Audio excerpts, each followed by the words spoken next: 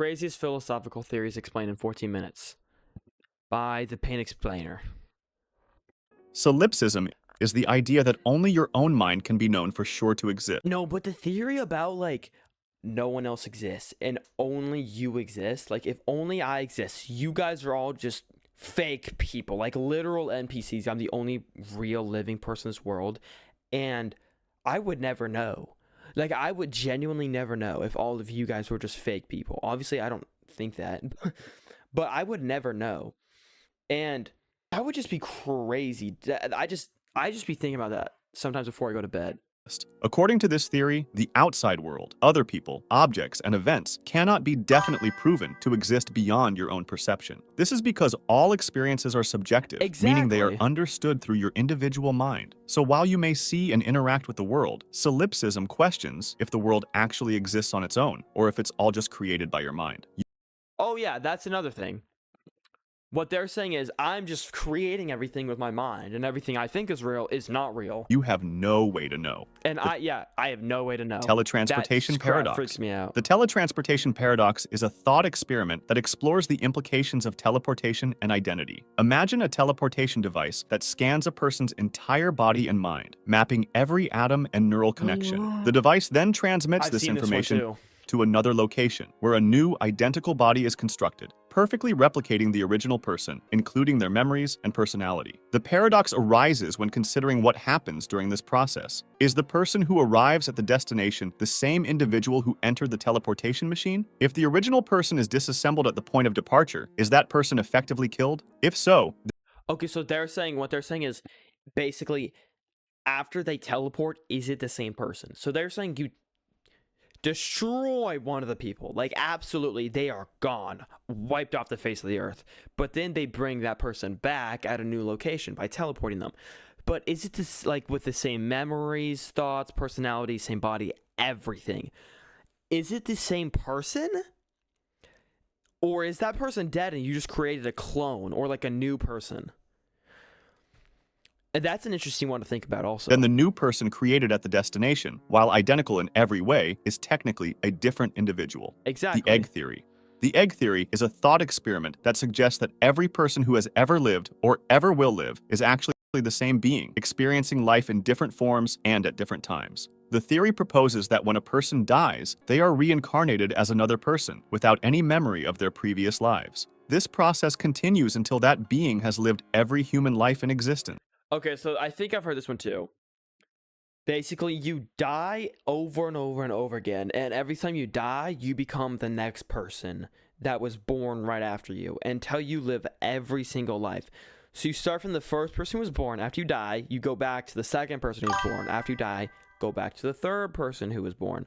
And as soon as you're done, like with every possible human or everyone to exist, I think maybe you become a god. According to the theory, the universe exists as an egg, a place for this single being to grow and mature through the experience of living many lives. Once all lives have been lived, the individual reaches a higher state of consciousness and becomes like a god, completing their spiritual evolution. Just as the universe, in this theory, is designed for growth and evolution, so too is every business. In my opinion, you can't really manage to do so efficiently without today's sponsor, the omnipotence paradox. The omnipotence paradox is a thought experiment that challenges the concept of omnipotence, or unlimited power. It asks whether an all-powerful being like God could create a stone so heavy that even they cannot lift it. The dilemma arises because both possible answers seem to limit the being's power. If the being can create the stone, they cannot lift it, which means there's something they cannot do. This implies No, I think this is a stupid take, and I'm going to tell you why right now. The thing with God is, I think the power that God has is outside of our conscience, like what we can perceive and comprehend. And I think if you try to comprehend this take, for example, you'll think, oh, it's impossible, it can't work. But I think we just can't comprehend how that would work. a limit to their power, contradicting the idea of being all-powerful. On the other hand, if they cannot create such a stone, this also indicates a limitation, as they are unable to do something that should be within the scope of omnipotence. But God might be But this is also a stupid take, because God is outside of space, time, and matter. And if you're outside of space, time, and matter, you can't be limited by either space, time, or matter. and creating a rock is therefore creating matter, and he's not limited by matter, so that doesn't make any sense. over logic itself. Or one might say that by omnipotent, we mean a being that can do anything that is logically possible. Being all-powerful doesn't mean doing logically impossible things like creating a square circle. It means having power over everything that exists. Logical impossibilities, like a square circle, aren't real things that can exist, so it remains just a cool debunked thought experiment.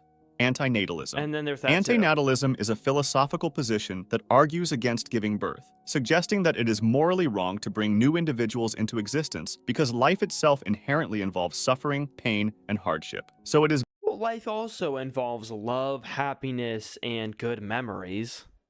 better not to create new lives that will inevitably That I hate that one. That's face really these challenges. stupid. One key argument in antinatalism is that coming into existence exposes individuals to more suffering than joy, making it not worth it. Additionally, Okay, well, yeah, I mean, you could say that for some people, but then there's the other side of that. You could say, on the flip side, there's a lot more joy than pain for some people. some That just antinatalists doesn't- point out the eh. environmental and ethical implications of overpopulation, arguing that it contributes to suffering not just for individuals, but for society as a whole and the planet. You are not free. This theory about the absence of free will from human life What's not entirely true? That you could experience more joy than pain? I'm not saying everyone could experience more joy than pain. I'm saying on the flip side of that, if you're going to go to that extreme, then I can go to the other extreme. He's saying that people could enjoy or people could endure such pain and suffering that it's not worth it for them to live. But if he's going to go to that extreme, I'm saying I'm going to the other extreme where you could enjoy such, or you could encounter such joy that pain you just have never felt that in your life. suggests that individuals have the ability to make choices and take actions based on their desires. However, they do not have the ability to control the will behind any of their actions, thus making them The wrongness of birthing. Oh, you think? Wait, I'm confused on what you're saying. a slave to their own desires. In order to control the will beings and take action, free will from human life, you are not free. This theory about the absence of free will from human life suggests that individuals have the ability to make choices and take actions based on their desires. However, they do not have the ability to control the will behind any of their actions, thus making them a slave to their own desires. Oh, so they're saying, okay, so he's saying all your decisions are basically made for you. It's just an illusion that you're the one making those decisions, and that's not true either. In order to prove this theory, the following thought experiment is proposed. If you're deciding between which ice cream flavor to pick, chocolate or vanilla, and end up deciding that you genuinely want chocolate, there is absolutely nothing you could do in that situation to change that desire, unless an external factor that you also cannot control is involved, such as finding out that vanilla ice cream is cheaper or that it's not as unhealthy. This shows that the I don't know if I agree with that either, because if I'm super filthy rich, I could still say, yeah, I want chocolate, but I guess that's also an external factor. So I guess in that way, that makes sense. But I guess Only way I was thinking this more as, what am I going to do today? Not like, what decisions do I want to make today? Do I want to go to the gym? Do I want to... I guess that's a little different than what he's saying. Low-key, like, what happens around me is controlled. Yeah, like, you can't control life. You can control your response to it, though, and you can never get that taken away from you. you to do anything is by wanting to do it, which we already determined you cannot control, or by being forced to do it, which you obviously cannot control either, thus proving that free will does not exist. Ship of Theseus. I don't think that's true. I mean, maybe I'm not being so clear on what I'm saying, but free will, you could always cover up free will as an illusion. You could make that point that he's saying on where, oh, free will doesn't exist because if you like something, that's not really free will because you just like it, and that doesn't make any sense. You like it because you like it, like your personality is like that. That's why you like it. The Ship of Theseus is a philosophical And that in turn is your free will. You have free will to choose what you want to do. Because today, like, I decided to sleep till 2 p.m. and that's not controlled. I think, yeah, exactly. thought experiment. I mean, you slept till 2 p.m. What he's saying is you slept till 2 p.m. because you wanted to, and you wanted to because you were because you wanted to, and that's just not free will because that's something your body wanted to do, right? So I just don't like the points of that one. What's up, Jonas? that questions the nature of identity and change. It begins with a ship owned by the hero Theseus, and over time, as the ship sails, its wooden parts decay and are replaced with new ones. Eventually, every original part is replaced. Oh my gosh, I like this one. Basically saying if every part of the ship is eventually replaced, is it the same ship or is it a new ship? Which leads to the central question: is the fully restored ship still the ship of Theseus? To complicate matters, suppose the original parts are gathered and reassembled into a ship. Now, there are two ships, one composed And this is just a mind frick. Like, I don't know what to think at this point. entirely of new materials, and one made of the original components. This scenario showcases how definitions are artificial How and are you, not as Jonas? stable as we think. Does the ship retain its identity despite having all its parts replaced? Which ship is the true ship of Theseus? Ethical I think yes. I think it is considered the new ship because it's the original. But that's a hard one. egoism. Ethical egoism is the philosophical theory that individuals should always act in their own self-interest and have no regard for the consequences of their actions on others. This theory asserts that actions are only morally right if they benefit the individual performing them, emphasizing that values like sympathy and altruism were an idea constructed by weak individuals who could not assert themselves in society, so they had to make up an entire moral system to justify their incompetence. Ethical egoism argues that, like all other animals, we have a deep desire to secure our own survival, and we should not deny it or act against it, as it would be unnatural Okay, I don't know this one. So he's saying you should just always act in your own self-interest. But then you wouldn't have, like, friends. and damaging to do so. Furthermore, ethical egoists argue that Which in turn would lower your mental health, which in turn would maybe give you anxiety, depression, etc. So actually, no, it's in your best interest to not always act in your own best interest. It's a contradiction of words, but it's true. by pursuing their own goals, individuals may also contribute positively to society, as their actions can lead to overall better outcomes for other people as well. Rocco's Basilisk. Rocco's Basilisk is a thought experiment suggesting that a future artificial superintelligence could be motivated to punish or torture individuals who knew about the possibility of its existence but did not actively help in bringing it into reality. The purpose of this punishment would be to incentivize people to support its development. Essentially, the AI might create virtual simulations where those who fail to assist in its creation are tortured. Esse est percipi. It means that Okay. everything only exists if it's being perceived. For example, if you sit on a chair and stand up without looking at the chair has ceased. This is crazy. So it's saying, like, behind me, if, like, to my left, if I'm not looking at anything right now, it could all just be gone. And I wouldn't know, but as soon as I look over there, oh, I see it. But as soon as I look away, oh, it's all gone. That is a mind bender. To exist. Quantum immortality. Quantum immortality is a thought experiment stemming from the many worlds interpretation of quantum mechanics. This theory suggests that a conscious being cannot experience their own death because there exist alternate realities where they continue to survive. The core concept proposes that every decision or event creates multiple branches of reality. In life-threatening situations, there will always be at least one version of reality where the individual survives. Therefore, when faced with danger, the individual's consciousness only perceives outcomes in which they remain alive. As a result, quantum immortality implies that individuals would perceive themselves as immortal as they can never experience their own death. Yeah. Philosophical zombies. Philosophical zombies. Okay, that just reminded me of something. If parallel universes exist, technically every single parallel universe to exist could exist in our universe. Because if the universe is infinitely large and expanding from the middle out, which I think we know it is, like we know this is the universe, it's expanding out. Say Earth is right here, okay? Space isn't expanding from, like, or the universe isn't expanding from the outside, it's not going like that. If Earth is right here, space is expanding from the middle, like this. So it's growing from the middle. So Earth was right here, but after it starts growing, now it's back here. Now it's all the way back here. Now it's all the way back here. And so if space really is infinite, or if the universe really is infinite, couldn't technically there be every single possible alternate universe, alternate or parallel universe in our universe? Because if it is infinite, there are another world just like a parallel universe that has everything that parallel universe would have in this universe. So technically, every single parallel universe exists in our one universe.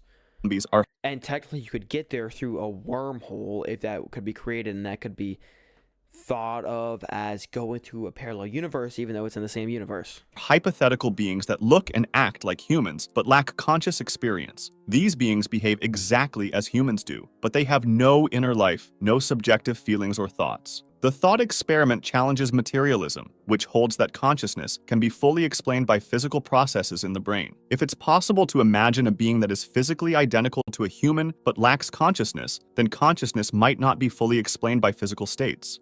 Zeno's paradoxes. Zeno's paradoxes are a set of thought experiments from the Greek philosopher Zeno, who used them to argue that motion is impossible, or at least not what it seems. The most famous paradox is Achilles and the tortoise, which highlights the problems that come up when we think about dividing things into infinitely small parts. In this example, Achilles, a fast runner, is racing a tortoise, which is much slower. To make it fair, the tortoise starts ahead. Zeno argued that Achilles can never actually catch up to the tortoise because every time he reaches the point where the tortoise has moved a little bit further ahead. Imagine walking towards a destination. To reach it, you'd first have to walk halfway there, and to walk halfway there, you'd first have to walk a quarter of the way there, and so on, creating an infinite number of steps and causing you not to be able to reach your destination. I'm confused. Problem of induction.